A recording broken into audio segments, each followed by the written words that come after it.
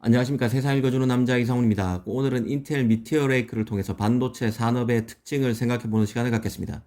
요즘 인텔과 관련해서 가장 핫한 뉴스는 인텔의 미티어 레이크 CPU 관련 소식입니다. 이 뼈대는 미티어 레이크가 4개의 타일로 구성된다는 것입니다. 특히 4개 중 대부분인 3개는 TSMC 6나노, 5나노에서 만들고 CPU 타일만 인텔이 자체 팹에서 만든다는 게 핵심입니다.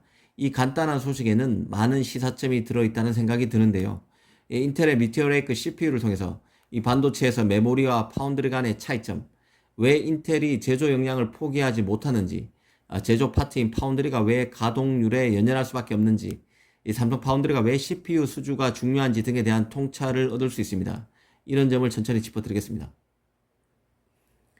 일단 그 미티어 레이크 제작 방식을 보면 인텔은 이미 팹리스화가 진행되고 있다는 생각마저 드는 게 사실입니다. 이 파운드리 재진출까지 선언한 인텔인데 이게 무슨 뚱딴지 같은 소리인가 할 수 있을 것입니다. 하지만 자세히 짚어보면 꼭 그렇지만도 않습니다. 자신의 차세대 칩이자 TSMC에 뺏긴 제조 역량을 다시 인텔로 가져오기 위한 칩이 바로 4나노 CPU 미티어 레이크인데요. 이 칩을 만들기 위해서 많은 부분을 외부 파운드리인 TSMC에 맡겨서 제작할 만큼 인텔의 제조 역량은 망가진 상태입니다.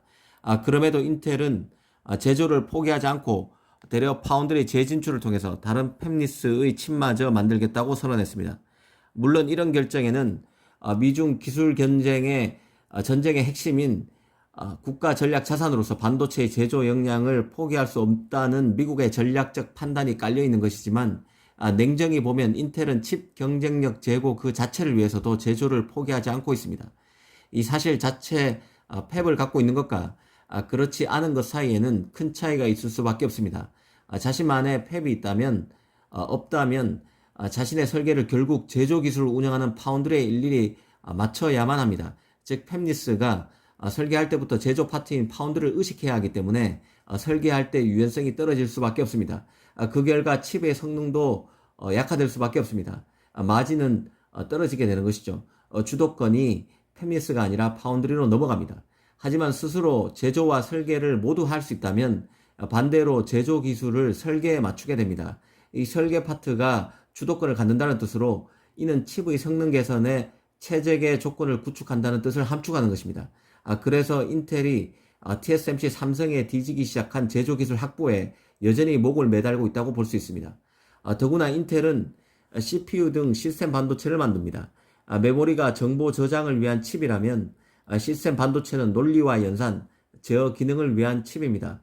CPU와 같은 시스템 반도체는 다양한 제어 기술을 하나로 통합하고 이 상대적으로 복잡한 회로 구성을 단순 명료하게 하는 게 핵심입니다. 설계가 메모리보다 훨씬 더 까다롭습니다. 메모리는 저장하라고 하면 저장하고 읽으라고 하면 읽을 뿐입니다. 그래서 복잡한 로직을 필요로 하지 않습니다. 메모리 칩은 거대한 아파트 단지와 비슷한 구조입니다.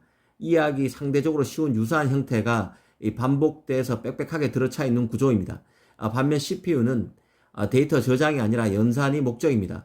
초당 10억 개씩 쏟아 들어오는 수천 종류의 다른 프로그램을 해독해야 합니다. 그래서 CPU는 완전히 다른 기능을 가진 수십 개의 섬이 오밀조밀하게 각종 배관을 통해서 합쳐진 모습과 같은 구조를 하고 있습니다. 이 정리하면 메모리는 설계가 복잡하지 않고 트랜지스터 밀도가 높지만 CPU는 그 반대입니다. 그래서 인텔이 자체적인 팹을 갖고 있다는 것은 AMD, 엔비디아 등 다른 프로세서 업체와 견줘볼 때 엄청난 장점, 경쟁력이라고 볼 수 있습니다. 자체 팹을 갖고 있어서 설계와 제조가 내부에서 소통하고 설계가 주도권을 갖는 제작 시스템이기 때문에 그렇습니다. 그런데 인텔의 제조 역량이 과거 대비 후퇴하면서 CPU 등 시스템 반도체에서 인텔만이 갖고 있는 장점이 사라져가고 있는 게 현재의 상황으로 볼 수 있습니다. 사실 그 표준화된 칩인 메모리는 설계와 제조를 모두 한 회사가 하게 됩니다. 앞서 설명드린 대로 반도체 칩의 특징상 설계와 제조가 한 곳에서 이루어져야 칩의 성능에 최적화된 비즈니스 환경이 만들어지는데 메모리의 경우는 표준화된 칩이기 때문에 소품종 대량 생산이 가능합니다. 기본적으로 대량 생산에 따른 원가 경쟁력이 중요해질 수밖에 없습니다. 설계하는 회사 따로, 제조하는 회사 따로면 시장 경쟁력이 없다는 뜻입니다. 그래서 칩을 파운드리에 맡기지 않고 직접 메모리 회사가 하는 것입니다. 아무래도 칩의 설계 난이도도 시스템 반도체보다는 낮다는 점도 이런 메모리 시장 환경이 구축되는데 한몫하고 있습니다. 파운드리 같은 경우는 가장 먼저 5나노, 4나노를 도입했고 EUV 공정도 받아들였습니다. 이는 파운드리가 특정 고객에 특화된 칩, 다품종 소량 생산에 최적화되어 있기 때문에 이런 것들이 수월한 측면이 있음을 알아야 합니다. 기본적으로 반도체는 다른 제조업과 달리 기술력이 원가에서 차지하는 비중이 상상 그 이상으로 높습니다. 이 가령 빵집에서 더 많은 빵을 만들려면 반드시 더 많은 밀가루가 필요합니다. 반면 반도체 산업에서는 설계를 바꾸고 또 강원이 다른 신형 극자위선 EUV 노광 장비를 쓰고 또 미세 공정으로 진화된 공정을 활용하고 또 뛰어난 패키징 등 그 후공정 기술로 미티어 레이크 칩처럼 따로따로 칩을 만든 다음에 칩을 합칠 수만 있다면 원재료 격인 웨이퍼 위에 훨씬 더 많은 칩을 만들 수 있습니다.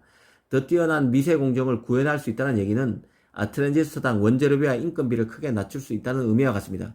그래서 기술력이 중요할 수밖에 없습니다. 그 한때 외계인이 만든 칩이라는 별명을 가질 만큼 칩질라 인텔은 차원이 다른 기술력을 갖춘 기업이었습니다. 하지만 이제는 제조의 상당 부분을 외부 파운드리에 맡기고 있고 한편으로는 제조 리더십을 가져오겠다며 미세 공정 개발에도 주력하고 있습니다. 하지만 최근 나온 독립형 GPU인 알케미스트에 대한 혹평이 쏟아지고 있고 미티어 레이크 양산도 계속 밀리면서 이 죽도 밥도 안 되는 게 아니냐는 불안감이 커지고 있는 것도 현재의 인텔입니다. 오늘은 인텔 미티어 레이크 CPU의 특징을 통해서 반도체 산업의 이런저런 특징에 대해서 한번 생각해 봤습니다. 감사합니다.